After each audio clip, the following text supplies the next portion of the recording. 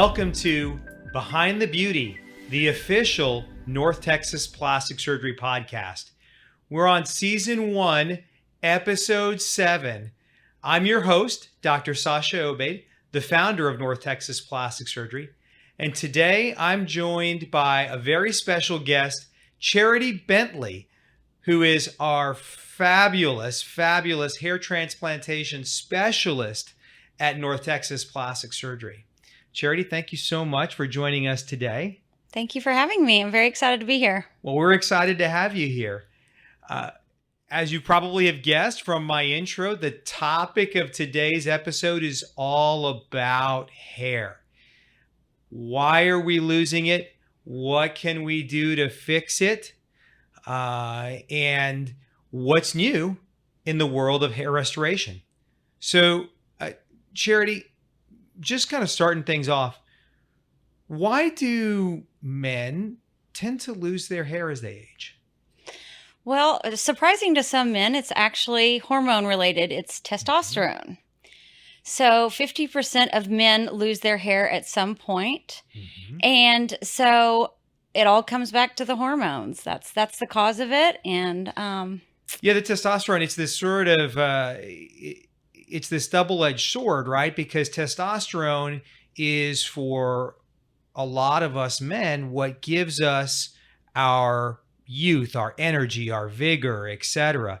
And that's why you see so many testosterone replacement clinics up and down, not just South Lake Boulevard, but all across the Metroplex.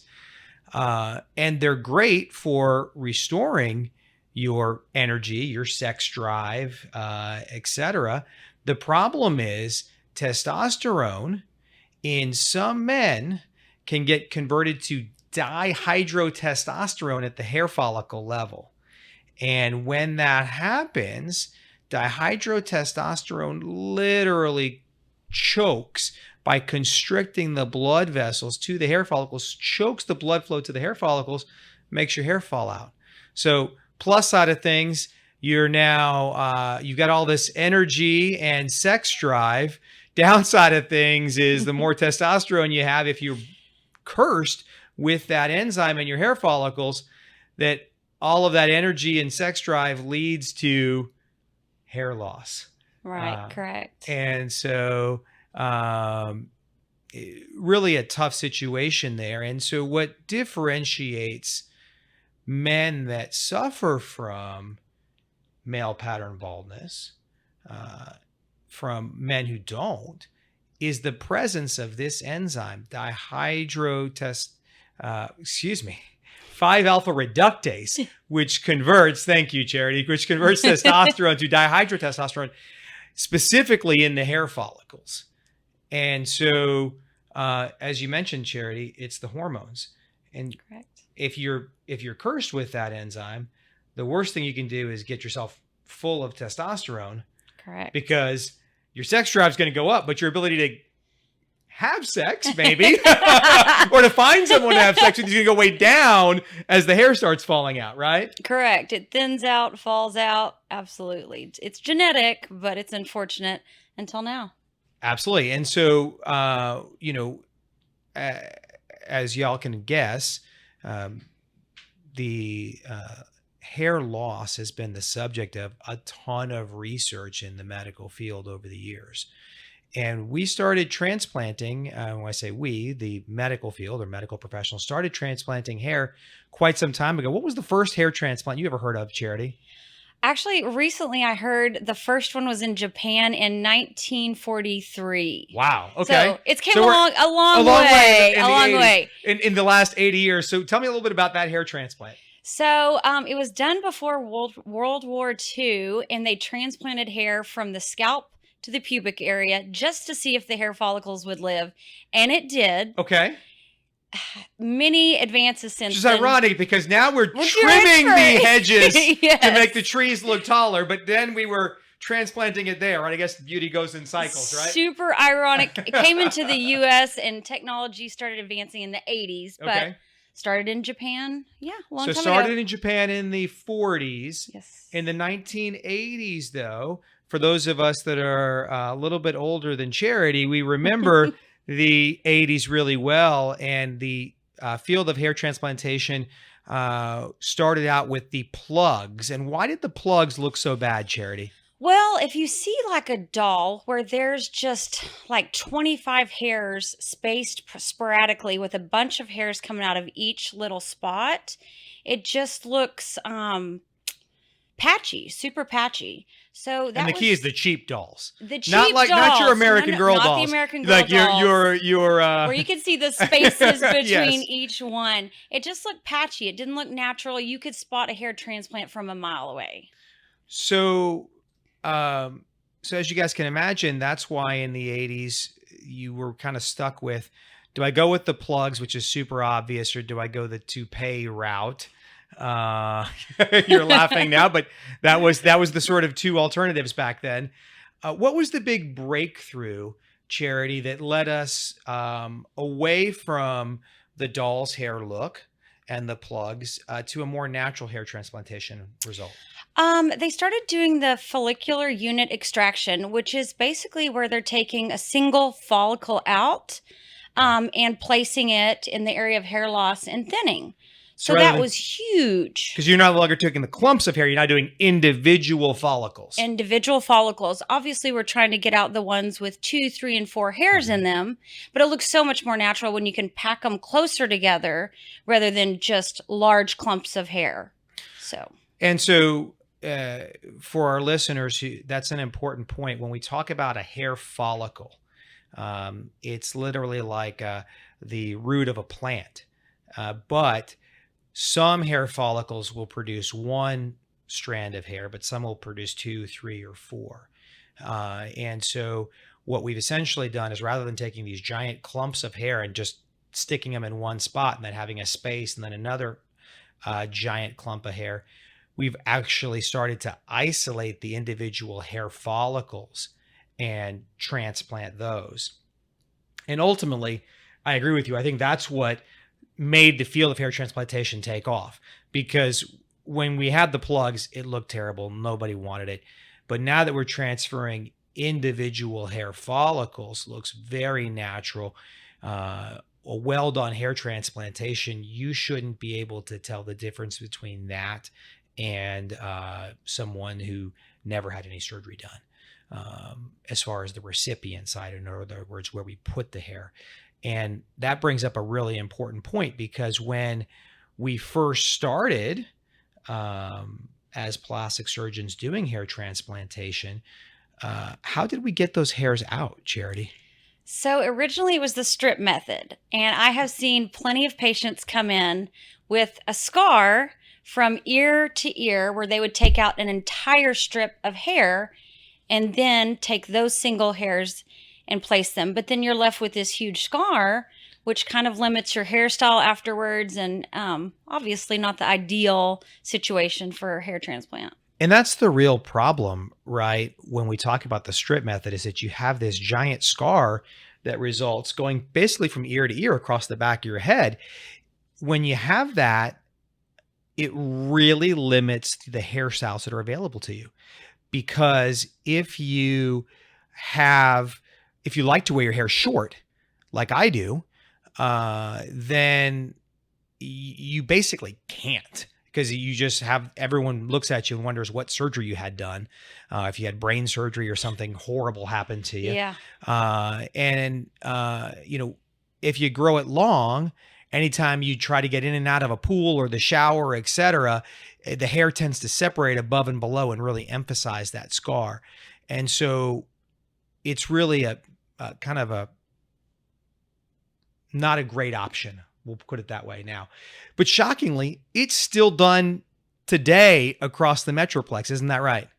I think a lot of people really don't know the options. And so, yeah, it is still done. And that's why this is the podcast, I think, is really important. If you're interested in hair transplantation, I want you guys to hear about all of the options that are out there, because there's a lot of marketing and names that gets thrown around. And it's important that you understand the technology that's being offered to you. And so obviously, we'll call the strip method maybe 1990s technology. Right. I think that's probably appropriate. But then early in the 2000s, we got a little bit smarter about how to get those hair follicles out. So what did we start doing? We started doing the NeoGraft. Okay. Where we're literally taking out follicle by follicle, checking those out under a microscope, and then transplanting those by hand. And NeoGraft, for our listeners, is a trade name, or is a brand name, excuse me, that refers to a machine that literally is a drill attached to a suction hose. And basically, your hair transplant provider uses the drill attached to the suction hose to drill hair by hair by hair from another part of your scalp and to take it to the place where it's going to be transplanted. Now, NeoGraft isn't the only one of these. It is by far the most popular or well-known of these technologies. It also goes by the name of SmartGraft, is I think the second most popular one you'll hear about. And there are also lesser known drills that people use, but it's all basically the same thing, hand-operated drill. And it's important that you understand when someone throws a fancy name out at you for what they call their hair transplantation procedure. It's important if you ask them if they're hand drilling things. And why is that so important, Charity? Well, an analogy I really like to use is Nolan Ryan, incredible pitcher, right? Yeah. If you see him at his first 10 pitches, maybe first 50 pitches, awesome, right? And perfect pitch. You see him at 250 pitches. Probably not a perfect pitch. You use a pitching machine, it's going to be the same at pitch 1 as it is pitch 250. So it's very consistent, reliable, so precise. So that's kind of like the robot technology compared to doing it by hand. It just cannot compete with human. And when we're talking about a really great hair transplantation, Charity will do, not uncommonly, 2,000, 2,500, even up to 3,000 follicular units in one setting. Well, I think Charity's Nolan Ryan analogy is perfect. The human brain and mind is not designed to do a repetitive motion 2,000 times in one morning accurately.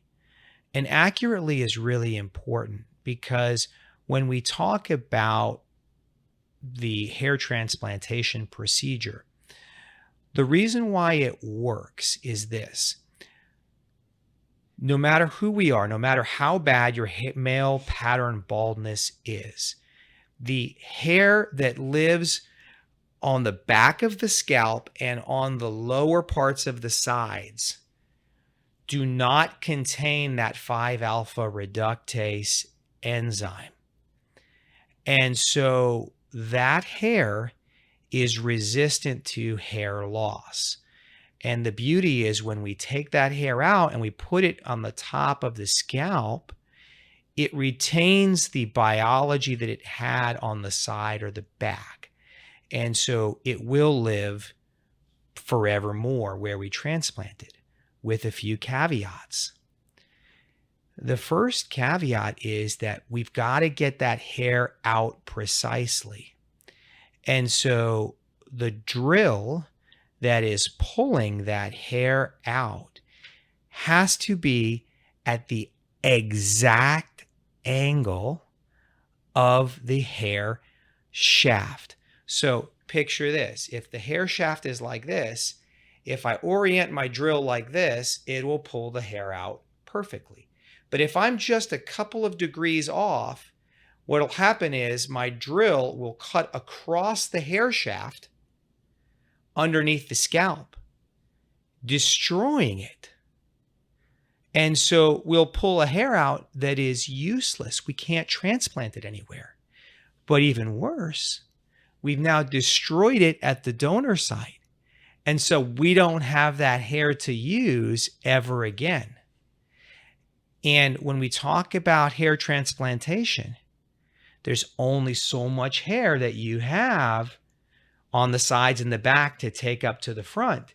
If we're cutting it, destroying it, transecting it, as you say, then the reality becomes that the hair transplantation is going to be much less successful. So 2,000 grafts is not 2,000 grafts is not 2,000 grafts. And so the beauty is, or the challenge is, for the providers that are using things like NeoGraft, SmartGraft, or any of these hand drill technologies, trying to be literally sub-millimeter accurate and have the angle perfect every time for over 2,000 times in one morning. It's not reasonable. And that doesn't even begin to take into account, we're humans. We have bad days. We get in bad moods. Our wives get after us. We're not always 100. And so, Nolan Ryan, to use your analogy, he didn't win every single game, right? There were a lot of games that he lost.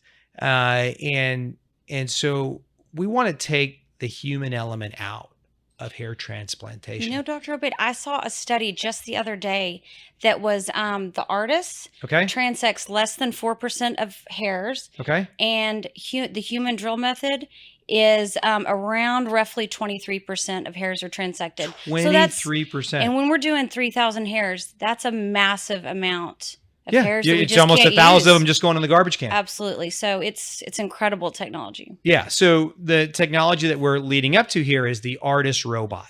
So the Artist robot is fantastic.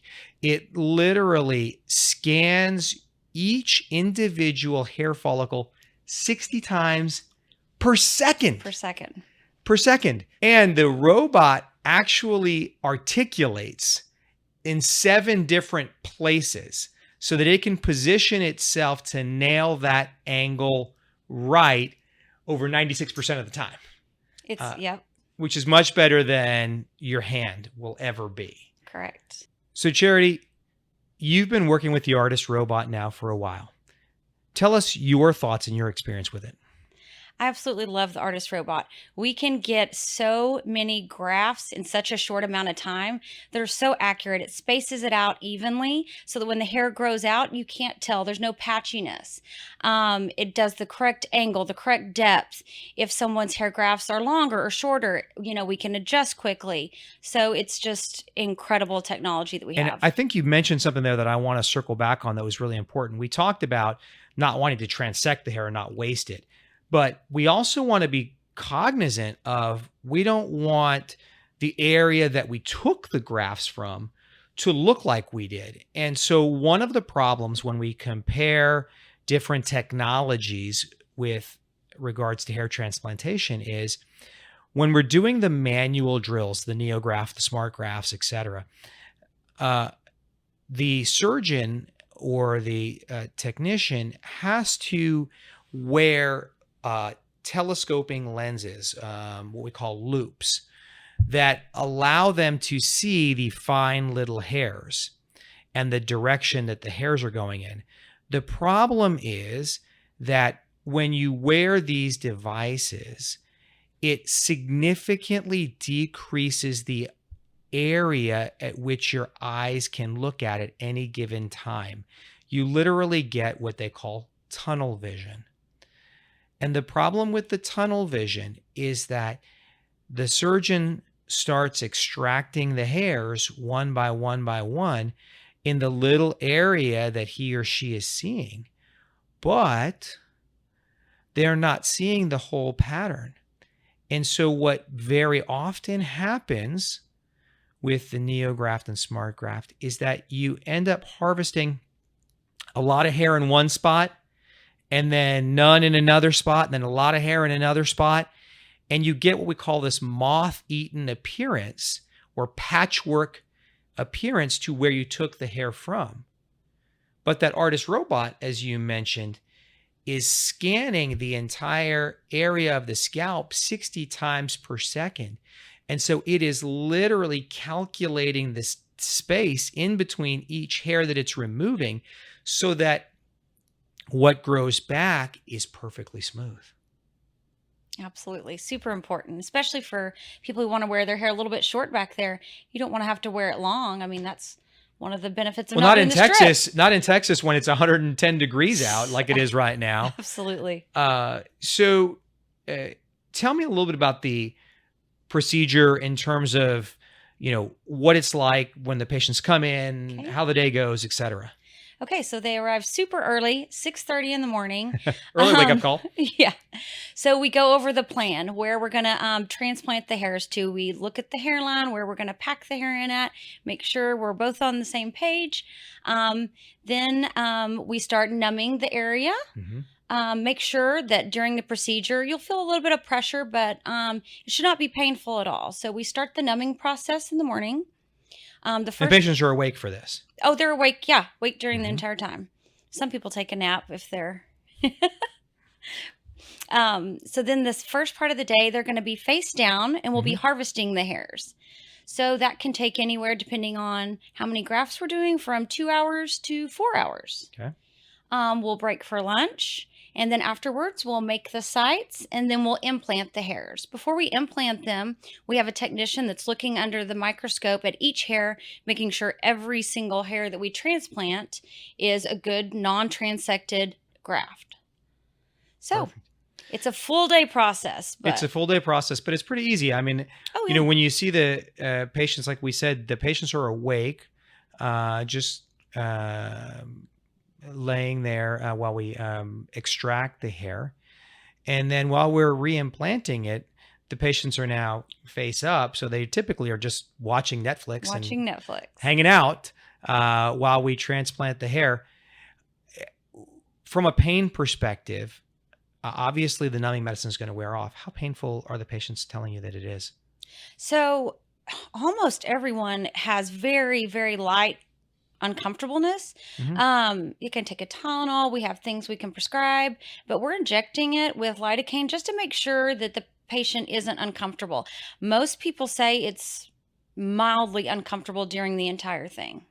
And what I've found is post-operatively, patients may take 1 or 2 hydrocodone, and that's it. That's it. Typically, they'll take a little bit that night, maybe 1 in the morning, but after that, they're good to go.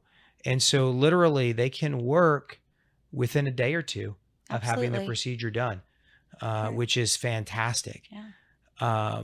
So Charity, how long after the procedure should the patients expect until they can see their results? So the first few months after the hair is transplanted to its new home, it goes through a little bit of a shock process and doesn't grow quite as quickly.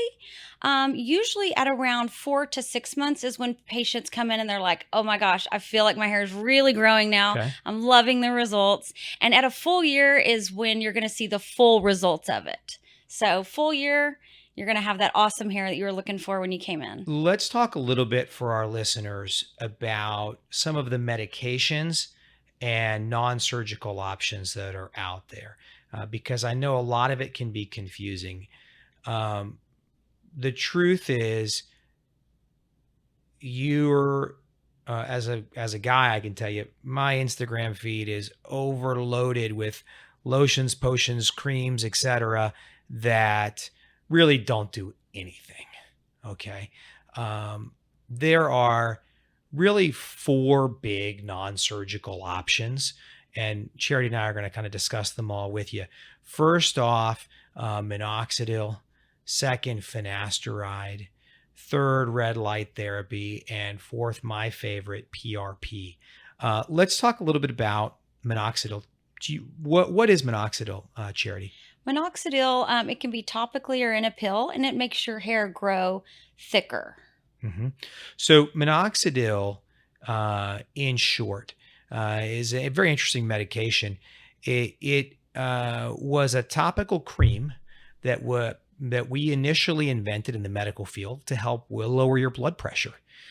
And what the initial studies showed was, it was great at lowering your blood pressure, but everywhere that you rub the cream on started getting really hairy.